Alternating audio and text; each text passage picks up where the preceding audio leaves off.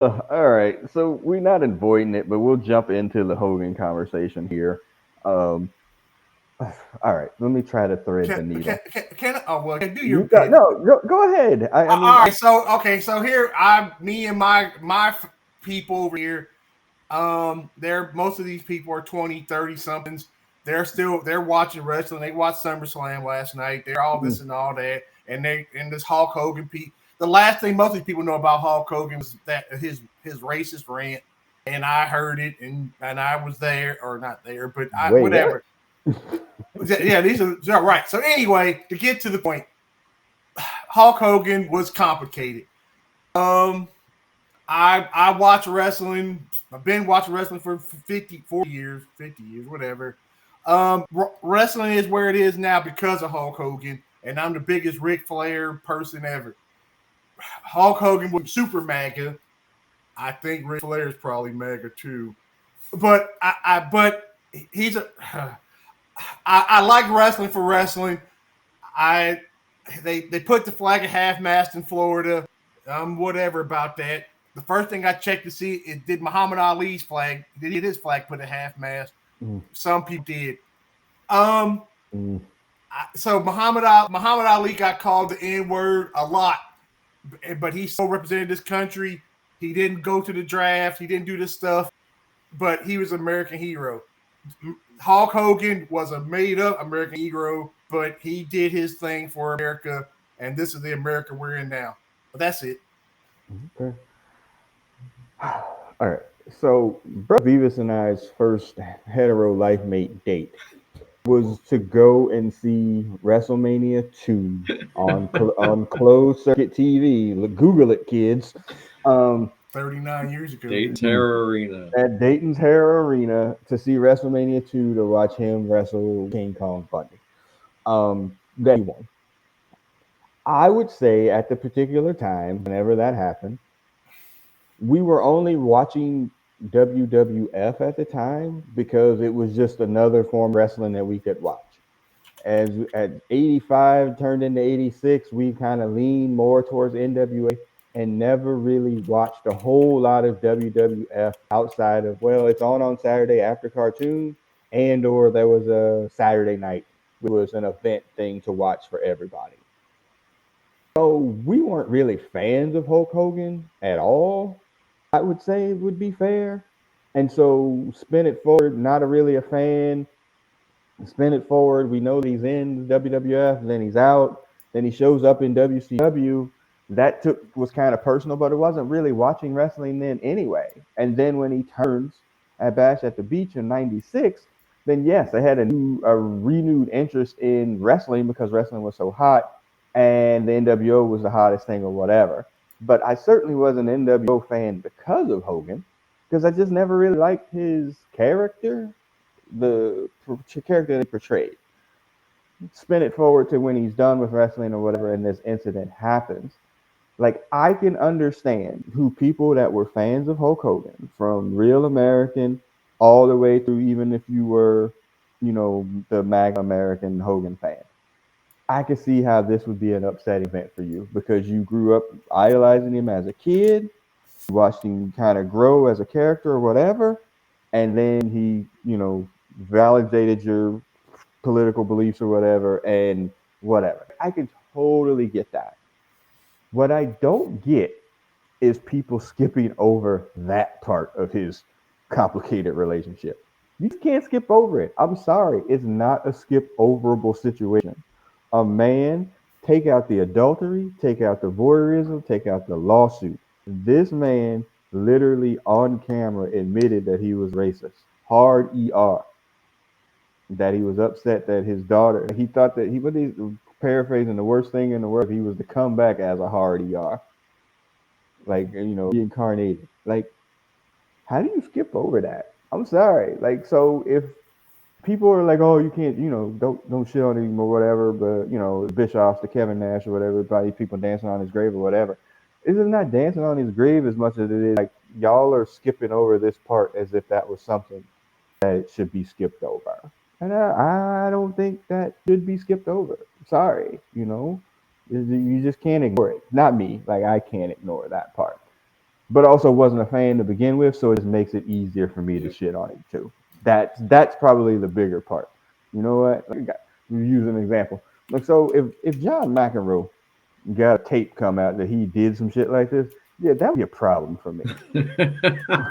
Yeah, Okay, just like you that would wait be a because you see, but you I'm know, going to but you guess know, that I'm going yeah, to guess but he you threw know, the N word around a couple I'm of sure times. he has. But I'm just saying that if he's caught on tape doing this, like sleeping with Pete Sampras' wife, like that's gonna be a problem for me. But until that particular moment, because I admire that person so well for what he did on the court or the ring or whatever, like I understand. Like that would be like, okay, now I have to rectify my feelings about this particular situation.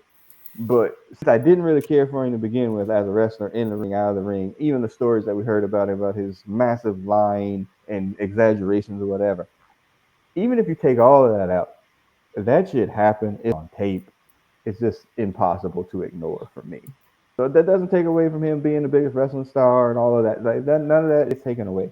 But to be like, yeah, and he was a great guy, man. I ain't Pump your going there. brakes, like pump your brakes super hard because Right. that, and that's the stuff that we know that was on tape. He probably Right. wrote Oh, some. you Wrote some. right. This is look. Like I said, I'm pulling up stuff right now, and I had to pull it up. It's just there. Look, People look. wrestling their If faces you're to looking shit over. for sunshine and rainbows out of the wrestling community or their fan base for the most part, if you're looking for us interlocking hands and walking down the street being brotherly love, good luck. Yeah, but we're not though. Like, and again, that's why people are like, "Oh, well, you got to separate Hulk Hogan from Terry Bollea or whatever." No, those are the two of the same people, man. At that point in time, he was He's definitely always living. Tony Balea. Well, Yeah, no, but well, he was living his gimmick at that particular time. Like he's been probably living that gimmick, or was living that gimmick, probably since the mid '80s, late '90s. At that point, they're the he same might. person. I say So, seven, like, yeah, whatever. Brother Beavis, go ahead, man. I'm sorry, I please. took up too Yeah, much. I mean, I for sure like remember just seeing the Iron Sheik victory and the phenomenon, and I'm sure that like caught on for a second, but I can't say for certain, but I'm assuming it's less than a handful of leg drops I had to see to be like, he these matches don't like, so Yeah, he just decides he's ready to win and he wins. So yeah. yeah, not a fan. I feel certain I was pulling for King Kong Bundy at WrestleMania 2. Although I have to say, my number one memory of that event Yeah, is "Don't here you we go, spill that shit on me, boy." boy. So Yeah. yeah, so yeah, he was not the favorite part of the NWO for me because I wanted to see the person who could wrestle, which was Scott Hall before he like completely fell off. But Yep.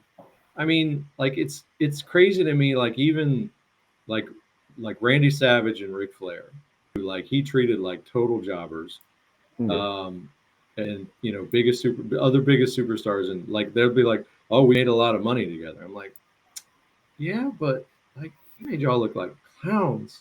Mm-hmm. Like I don't know. I think you're right. Like if you're not starting from a place of, "Oh, I like what he did in the ring," Yeah. so I can even have the discussion about not liking him outside of the ring, and most recently for just supporting, our current president. Mm. But like, yeah, this is a case where I think, as you said, I'm not going to separate the art from the art. Yeah. It's I you I oof, how how do you skip over that part of the obituary? Like that's my point. Like I'm like, come on, man. Like at least have an honest, not discussion, but at least an honest thing about that part. And I think I think again, they're go ahead.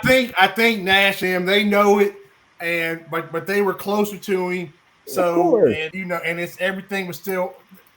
I mean, they look. made a lot of money with him too. They made a lot of money with him, and hey, that right? They can look over. They can overlook it more than we can. Yeah. But then And the other part of it too is like like his apologies most recently have been Air on quotes. these like real right wing conservative podcasts where like Mm-hmm. he's right, telling these outlandish stories still. It's like, dude, you're not credible. Like Right. you just you're not credible, and this whole like it's whatever his whole reclamation tour was just Yeah. incredible. It's kind of like another person who just recently passed away, Pete Rose. Pete Rose, right? He was, I didn't bet on baseball. I didn't do this. I didn't do that. And he wrote it until he couldn't write it no more. And then like, oh yeah, I did it. Yeah, I was thinking about that as a counterexample because I'm sitting here like he should have been in the Hall of Fame. Because I'm marked for the Cincinnati Reds. So. Right, exactly. Because we're all Reds. I think that's I'm a Reds great fan. And we are. Yeah, so that's a great example. Right, it's right. I'm damn. Damn, he should be in the Hall of Fame. He's a hits leader. He did all this and all that. There's only there's only one rule in baseball, and don't bet on the shit. And like virtually everybody in baseball hates him except for like Mike Schmidt. Right, everybody hated him. Even his county bitch was like, right. We won rings together, but he was an a-hole. Yeah, that's a great example. So, but that's all I'm saying. Like again, I don't think talking about that takes away from the person or the impact that he made as a professional wrestler. Like I don't think that takes away from that. But to not acknowledge it as like a reason that he got booed when they were in, the first night on Netflix or whatever, and the reason that people, murmuring, in the crowd when his name gets mentioned or lightweight booing. Like, yeah, man, because to a lot of people who he was the hero of, on the opposite side of that, a lot of those people were like, hey, man, fuck Hulk Hogan because of what he did, because it was so freaking outrageously out there, and he never, apologized for it. So, yeah, arachnoid. Like, that's as good as it's going to get.